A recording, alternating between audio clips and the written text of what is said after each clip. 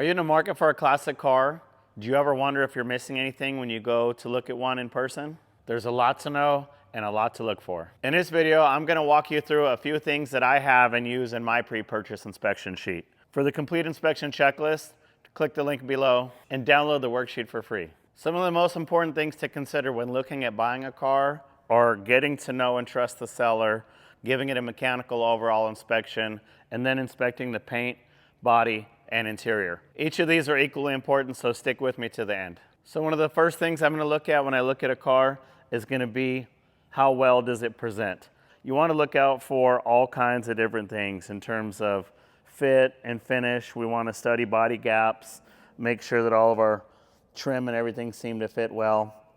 A lot of that's obvious, but it just seems like we don't really notice these things, especially when we come look at a car. We walk up and we're like, oh wow, this thing's awesome, but we're not thinking smart. We're not seeing everything. So we want to just check and see if we've got nice trim fitment, nice gaps.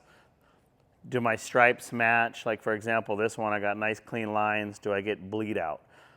A lot of times you'll see panels that don't match. You'll see, white is really hard actually too. So you'll see panels that don't match, and that's a good hint that the car's been repaired, painted in different steps, or has seen some abuse in its life. So look for that. Look for nice straight lines, look for nice gaps.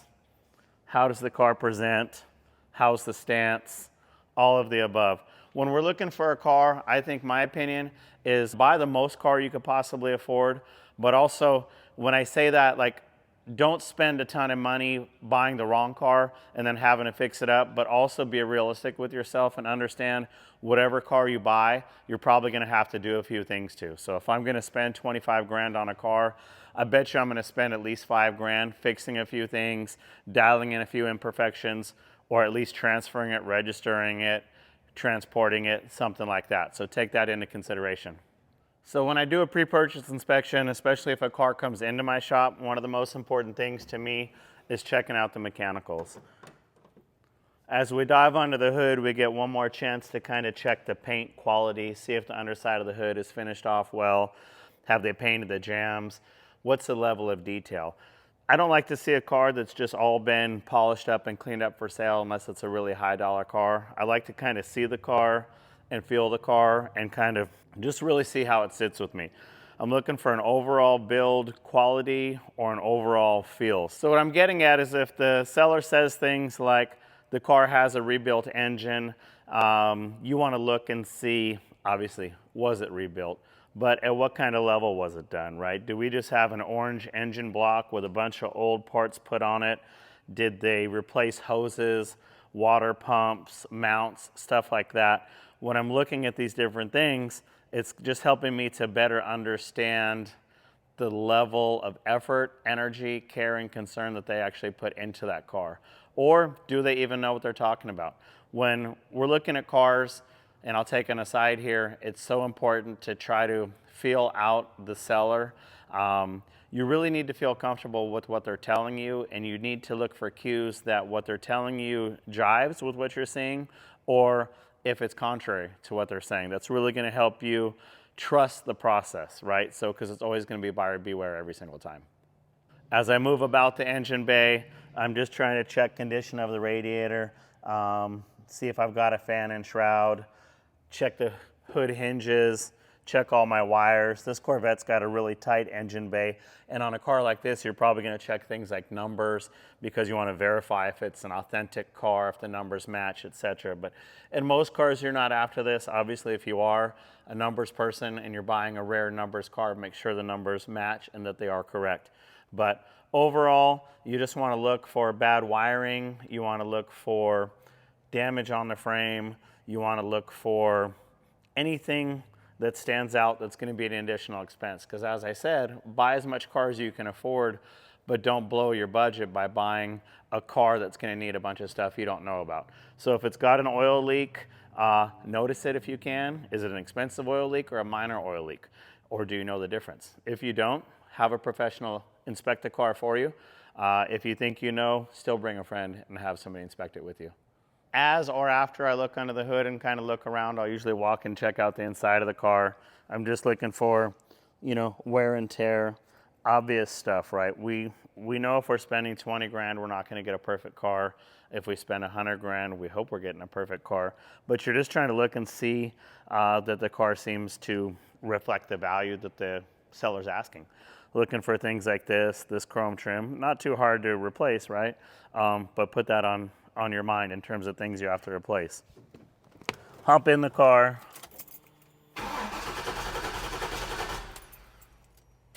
Battery cranks over well.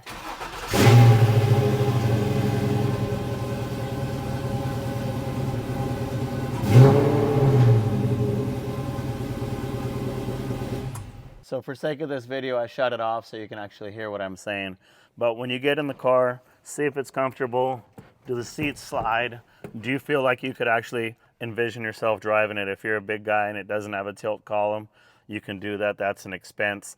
But you just want to take it all in. Look at all the nooks and crannies. Check all your jams. See if your instruments work. Check all the different things that you might imagine that you're not noticing at first. We get so excited oftentimes when we're looking at these cars that I don't think that people get real nitpicky and look at every little thing. So make sure you take the time when looking at the car to take it in. I like to go to places like swap meets because I can see a car that's been driven there, and so if it has a leak or two, it's going to be evident. Also, like swap meets, car shows, I can walk the car and get a feel for the car without being rushed. A lot of the times if you go to like a dealership, right, or you go to somebody's house and the seller's there, it almost feels like they're riding you around like a backpack, right? You feel rushed.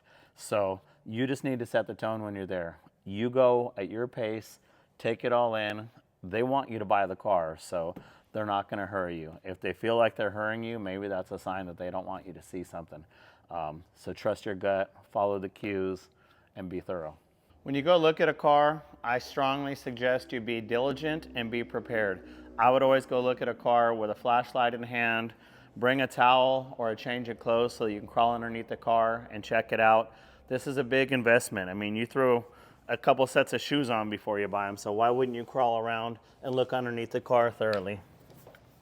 You want to look for body rot. You want to look for potential suspension issues. You want to look for any kind of frame damage that you can see. You don't have to be a car expert to notice things. Sometimes you'll see parts dangling down, loose wires, different things like that. It's also interesting if you show up like this with a towel and you're prepared. It's interesting to read the seller, because I remember I had a customer one time. He flew out of state to go look at a Chevelle. He wound up pulling out of a bag. He pulled out a jumpsuit, a flashlight, and a notepad, and was about to crawl into the car, and the seller was, this is not the car for you. So you knew he was hiding something. So just playing the role and being ready is going to save you money in the long run. Another simple thing to do is kind of bounce the car and see how firm it feels. Does it rock back and forth? I don't hear any weird clunking sounds, right? So this one I can feel the bumper wiggling a little bit. So you're just looking for different things. Now that we've looked at the outside, hopefully we've checked out the paint, our fit, and our finish. We've gotten a good overview of the inside of the car, taken a lot of detail. Make sure you've taken a ton of notes. I think the next thing you want to do is a nice test drive on the car. If you don't know exactly what you're looking for, bring a notepad, like I said. Bring our check sheet if you want, so you can make some good notes and see what you're looking for. Bring a friend with you or bring an expert. Anytime you're looking at a pickup truck, I always make sure I wiggle the bed around. This is actually jostling the whole truck when I do it, but you got to recognize a lot of these trucks, they're only bolted on by a few bolts, and these trucks are 20, 30, 40, 50, 60 years old. It's not uncommon that they have worn mounts, missing mounts, or broken mounts. So on trucks, make sure you check the bed. On all cars and obviously trucks, it's important that you make sure the doors open and close smoothly. Make sure the windows roll up and down without too much effort.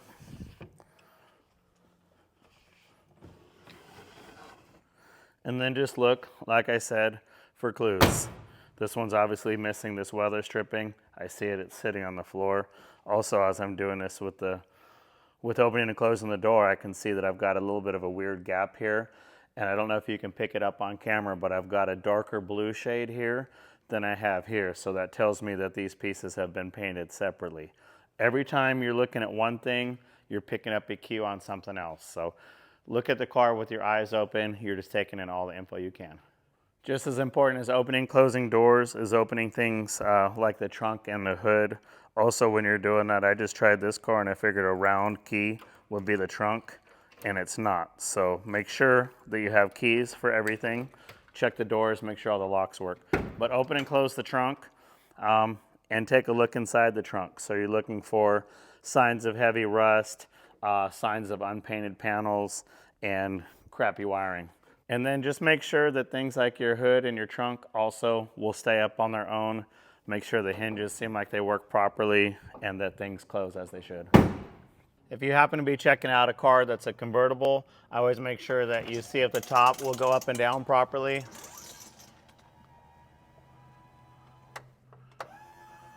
This obviously is a power top, but you want to check and make sure that all of the hinges are in decent condition, and most importantly, you want to check these latch mechanisms. These are such a fail point on these classic cars.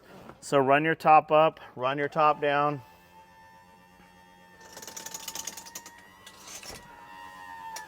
Try not to get hit in the head, and then make sure the latches work securely. So if you've got a top that feels nice and secure, that's going to be a nice driver. If the top feels kind of flimsy and rattly, it's going to drive like that too. Once you've looked at the car, I think the most important thing after that surely is to give it a drive, right? I'm not going to do that with you right now, but when you're going for a drive in a car, you want to make sure that you feel that it's steering straight and tracking right. You want to make sure you're not feeling any weird vibrations, any shaking. When you stop, does it pull? Does it nosedive? Does it stop at all? How does the engine run? How does it shift? Do you hear rattles, squeaks, shutters, all these types of things? I mean, it's a really hands-on experience, and you need to take some time, get used to the car, drive it. Anybody that's going to sell you a car should let you have the car sit there and idle for probably 5 or 10 minutes. Who cares if they're wasting gas? We want to see, does it start to smoke? Does it overheat? Turn it off. Start it again. Do that a couple times. Does it start okay when it's warm? Does it start okay when it's cold? Just don't rush yourself through the process when you're looking at a car for sale. I'm going to share a couple random tidbits with you here as well, so when you're looking at cars, you kind of know some additional things to look for. A lot of this, if you join our community, I really break down each and every step of how to purchase a car and what to look for. But here in this video, I want to share with you some basic tips as well. So one thing to look for is you're looking for wear on the tire. Uneven wear is usually going to be a good symptom of alignment issues, potential frame issues, or just hard driving, right? But you want to look for cracking and wear on the tires. And something people often forget is to look at the date code on the tires. So on this tire, I was able to find what's called a DOT number here. You can see the DOT number there, DOT V43A.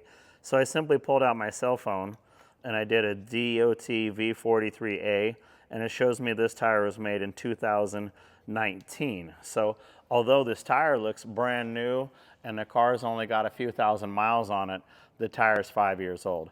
I think I'm okay with a 5-year-old tire, especially if it looks really nice.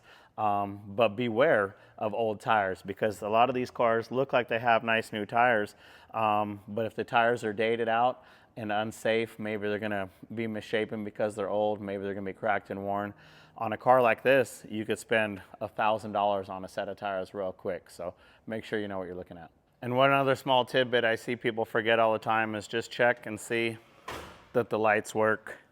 Walk the car, make sure the lights, signals, wipers, all the basic electronics work, because you don't always look for that when you're checking out a car for purchase.